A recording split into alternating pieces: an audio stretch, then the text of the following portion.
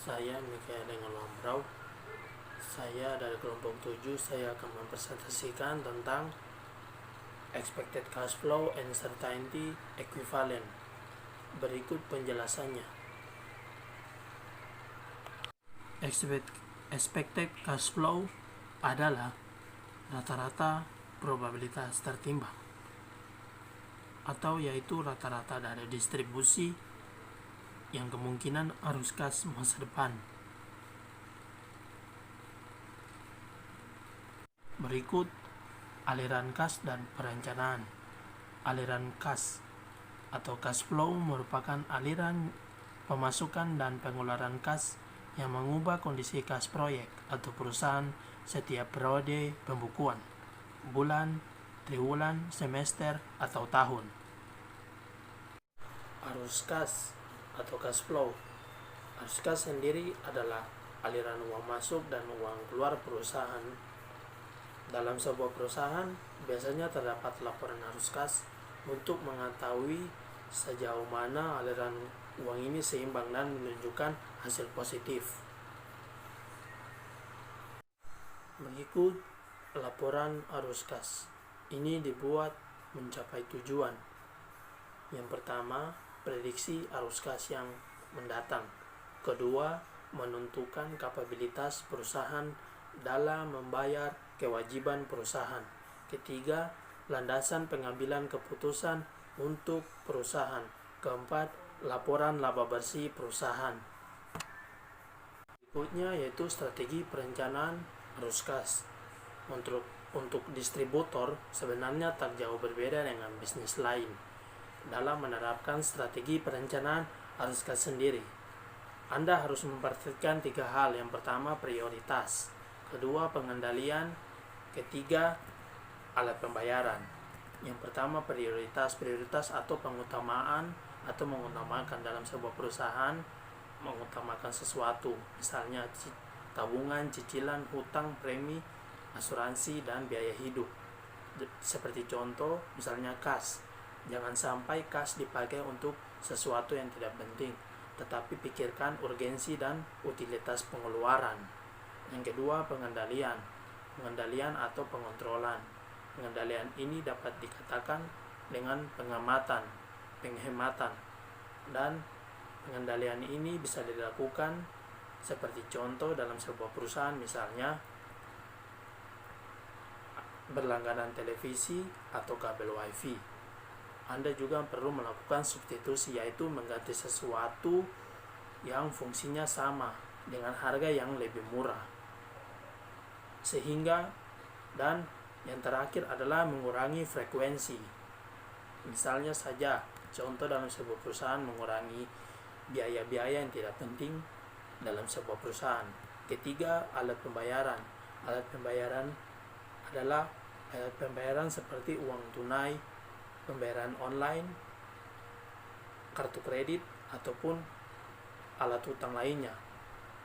Tetapi dalam sebuah perusahaan, dalam hal alat pembayaran lebih baik menggunakan uang tunai untuk mengurangi kewajiban membayar hutang melalui kartu kredit atau alat hutang lainnya.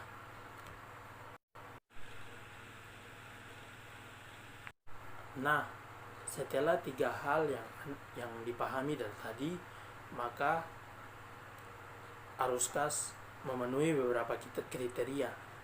Kriteria ini tentu bisa dipenuhi guna berjalannya usaha dengan baik. Yang pertama, operating cash flow positif. Operating cash flow positif ini menunjukkan bahwa bisnis dalam keadaan baik. Jangan sampai beban kas keluar justru lebih besar dari pendapatan. Cek apakah biaya yang timbul sudah efisien. Cek apakahnya stok barang yang menumpuk di gudang dan bisa dilakukan retur. Cek apakah jatuh tempo ke supplier bisa lebih panjang. Kedua, operating cash flow harus sama lebih besar dari laba. Jika memang lebih kecil dari laba, dicek apakah piutang penyebabnya. Jika memang ya, maka waktu jatuh tempo piutang harus diperpendek. Ketiga, operating cash flow harus lebih besar dari investing cash flow. Jika lebih kecil, maka Anda bisa terlalu banyak hutang. Anda bisa menjual aset yang tak terpakai. Keempat, trend operating cash flow harus naik tiap tahunnya. Artinya, perkembangan bisnis dilihat dari sini. Bila memang selalu naik, maka bisnis Anda berjalan lancar. Lalu bagaimana bila arus kas perusahaan mulai tak stabil? Ada beberapa hal yang bisa Anda lakukan, yaitu pertama efisiensi, kedua selling out, ketiga investasi, keempat manajemen, kelima kompetensi. Pertama, efisiensi. Tentu ini harus dilakukan. Buang pengeluaran yang tak perlu. Anda bisa melakukan pemangkasan atau substitusi yang sebelumnya telah diuraikan. Kedua, selling out. Lakukan penjualan dengan efektif agar pendapatan meningkat. Lakukan inovasi pada produk maupun promosi. Ketiga, investasi. Lakukan investasi pengembangan usaha yang potensi selling out-nya kuat. Jangan lupa analisa apakah bisnis tersebut berpotensi menguntungkan atau tidak. Ukur pula kekuatan finansial perusahaan. Keempat, manajemen tumbuhkan kekuatan dalam struktur organisasi perusahaan atau pengembangan informasi serta manajemen yang tepat. Yang kelima, kompetensi ini berkaitan dengan sumber daya manusia. Tingkatkan kredibilitas dan kapabilitas SDM bila memungkinkan.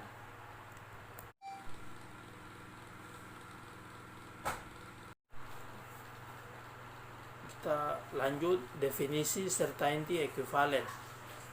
Certainty equivalent adalah jumlah atau payoff amount yang pihak pengambil keputusan bersedia untuk menerima sebagai pertukaran dengan ketidakpastian aktual yang sedang berjalan, di mana angkanya bisa positif atau negatif. Konsep certainty equivalent adalah merubah sesuatu yang tidak pasti menjadi sesuatu yang pasti.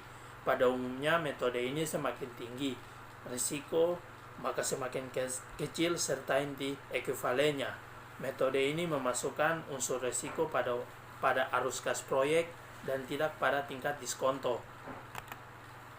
Metode ini sangat sederhana dan mudah dimengerti, namun kelemahan dari metode ini adalah faktor subjektifnya dalam menentukan certainty equivalentnya sangat tinggi karena setiap orang punya pandangan dan keengganan terhadap risiko yang berbeda. Kelebihan adalah kita dapat mempertimbangkan risiko yang tidak sama setiap tahun.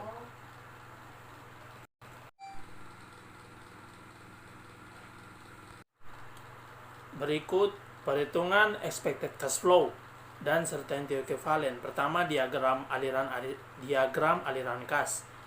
Data keuangan setiap proyek ataupun bisnis yang aktif akan memperlihatkan aliran kas masuk atau income yang diperoleh dari penjualan produk atau jasa yang dihasilkan, dan aliran kas keluar atau expenditure yang merupakan konsekuensi biaya yang timbul akibat aktivitas yang harus dilakukan untuk menghasilkan produk atau jasa yang dapat dijual. Diagram aliran kas dimaksudkan sebagai representasi yang lengkap untuk semua aliran kas yang terjadi dalam setiap periode pembungaan selama life cycle dari suatu proyek atau bisnis. Selain itu, diagram aliran kas ini harus memuat semua informasi yang dibutuhkan untuk dapat melakukan perhitungan berbagai kriteria: net present value, annual cash flow, internal rate of return, profitability index, dan payback period yang dapat digunakan dalam menentukan tingkat profitabilitas dan kelayakan suatu proyek atau rencana investasi. Contoh, cara penghitungannya: jika Anda membeli sebuah handphone tahun ini seharga 4 juta rupiah dan berencana menggunakannya maksimal selama 2 tahun, serta menjualnya pada tahun kedua, gambar diagram aliran kas berdasarkan statement pada soal. Penyelesaian diagram aliran kas di atas memperhatikan bahwa semua informasi yang terdapat pada soal dicantumkan dalam diagram, akan tetapi masih terdapat dua informasi penting yang belum diberikan, yaitu perkiraan harga penjualan handphone tersebut 2 tahun yang akan datang, yaitu S, serta tingkat suku bunga yang akan digunakan dalam mendiskonto nilai penjualan tersebut untuk mendapat nilai ekuivalen saat ini. Berikut penyusunan cash flow. Ada 4 langkah dalam penyusunan cash flow, yaitu pertama, menentukan minimum uang. Yang kedua, menyusun estimasi penerimaan dan pengeluaran. Ketiga, menyusun perkiraan kebutuhan dana dari hutang yang dibutuhkan untuk menutupi defisit kas dan membayar kembali pinjaman dari pihak ketiga. Keempat, menyusun kembali keseluruhan penerimaan dan pengeluaran setelah adanya transaksi finansial dan budget kas yang final. Kita masuk pada contoh soalnya. Dilihat pada tabel keadaan ekonomi dan nilai investasi dalam jutaan. Ini tabelnya. Keadaan ekonomi, probability, cash flow, cash outflow, cash inflow, cash flow, cash outflow, cash inflow. Berdasarkan data di atas, maka hitunglah A, expected value untuk investasi A dan investasi B. B, risiko investasi untuk investasi A dan investasi B. C, certainty equivalent pada arus kas untuk investasi A dan investasi B. Jawab A, expected value pada investasi A dan B.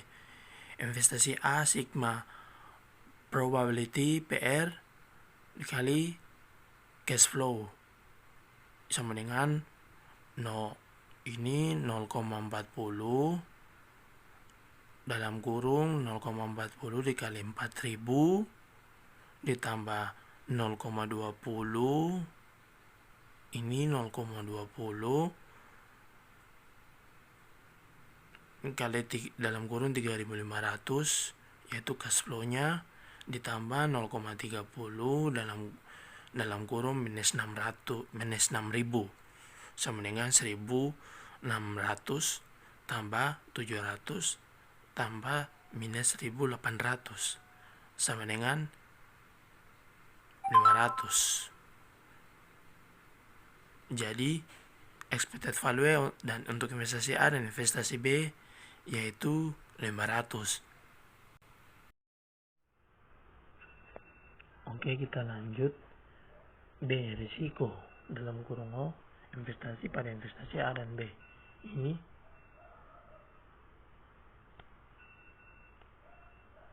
kita lihat risiko sama dengan akar sigma probability C1F kurang CF tutup kurung kuadrat ditambah titik-titik. Berikut ini penghitungannya. Ini 0,20 dalam kurung 2825 dikurang 2000 kuadrat ditambah 0,15 dalam kurung 2825 dikurang 5500 kuadrat tambah 0,20 dalam kurung 2825 dikurang 8000. Selanjutnya ini penghitungannya, hasilnya dihitung selesai, turun ke bawah, hasilnya adalah ini, yaitu ini. Setelah itu hasilnya itu 107.471.535 akar 107.471.535. Hasilnya itu 10.366,847. Ini hasilnya. Setelah itu untuk ininya yaitu akar sigma probability C1F kurang CF kurung kuadrat ditambah titik-titik. Selanjutnya ini penghitungannya 0,20 dalam kurung 3000 dikurang 5000 tutup kurung kuadrat ditambah 0,15 buka kurung 3000 dikurang 6000 tutup kurung kuadrat ditambah 0,20 dalam kurung 3000 kurang 5500 kurang 5500 tutup kurung kuadrat. Selanjutnya ini hasilnya dari penghitungannya diturunkan, ini hasilnya juga. Jadi akar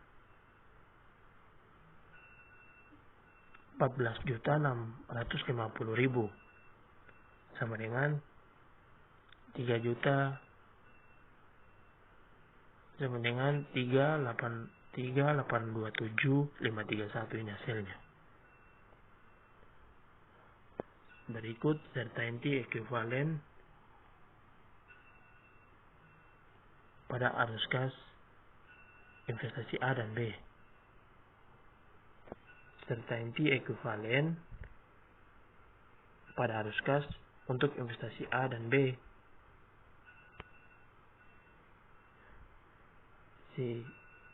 Certainty equivalent sama dengan investasi A dikurang risiko A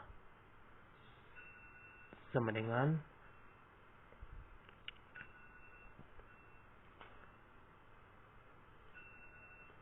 2.825 dikurang 10.366,874 sama dengan ini hasilnya minus 7.551,847. Certainty equivalent B sama dengan investasi B dikurang risiko B yaitu 4.200 dikurang 3.827,531 hasilnya 372,479. Ini hasilnya.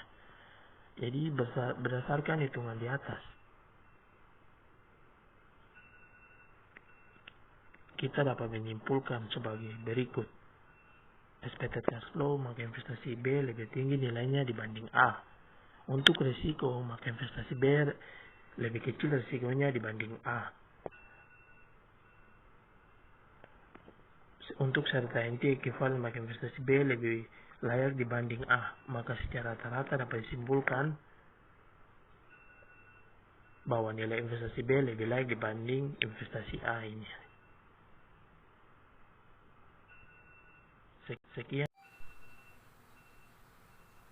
Sekian dan terima kasih.